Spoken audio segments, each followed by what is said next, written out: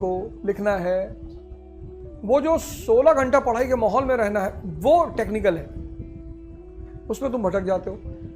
कोई नया वेंचर नहीं शुरू करना है, जब तक तैयारी चल रही है कुछ नहीं करना है, रिश्तेदारी नहीं करनी, अफेयर नहीं करना, कम से कम बचना है, अपने आप को बचाना है, थोड़ा सा दिमाग को डिस्ट्रैक्ट नहीं होने देना है। बस टोटल कहने का मतलब ये है कि तुम्हारा सारा पावर बैंक है तुम्हारा दिमाग, अगर वो उलझा,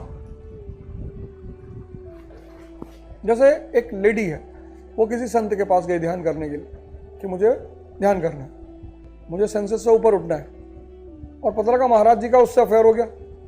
तो महाराज जी इसलिए अपराधी हैं क्योंकि वो तुम्हारे पास अपना जीवन बनाने आई थी। दुनियादारी में हो गया फिर तो वो तो दुनिया वाले यही कर ही रहे हैं और उनके पास काम क्या है।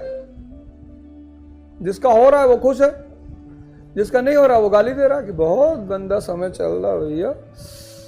पता है नहीं कैसे लोग शादी के बाद भी अफेयर कर लेते हैं। तुम्हारा हुआ नहीं, हमारा तो नहीं हो पा रहा, इसीलिए गाली दे रहा है। हम भैया झूठ नहीं बोलते, तुम बोल भी नहीं पाओगे। भिखमंगे, झूठ बोलने के लिए कला चाहिए, हिम्मत, साहस। सूरज चमक रहा है तो सत्य है, इसको बोलने में कौन सी हिम्मत है। पर सूरज अवध ओझा की शक्तियों की वजह से चमक रहा है, और फिर ये बात देश के 70% लोग माने, अवध भैया चमका रहे हैं सूरज। ये आर्ट है, सिर्फ बोलना आर्ट नहीं है, उसको 70% एक्सेप्ट करें डेडिकेटेडली बाय हार्ट। कि अवध भैया नहीं होते ना भाई साहब तो सूरज चमकना ही बंद हो गया होता। मार्कंडे पुराण में लिखा हुआ है कि 1974 के बाद 72 के बाद सूरज नहीं चमकेगा, और उसी वक्त अवध भैया भय प्रकट कृपाला दीन दयाला का चल जाए। ये है टैलेंट।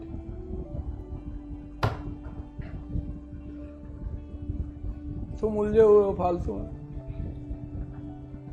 तुम अगर गौर से अपने आप को देखो तो तुम्हारी 95% उलझन बेकार है। मुसलमानों की जनसंख्या बढ़ रही है, बढ़ने और बढ़ाओ।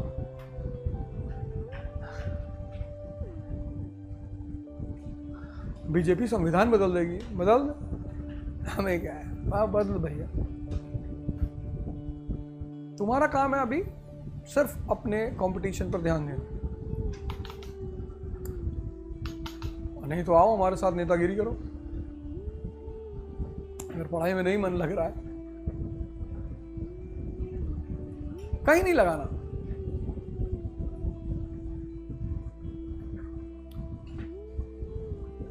बुआ जी मेरी मम्मी को परेशान करती हैं, सबकी करती हैं।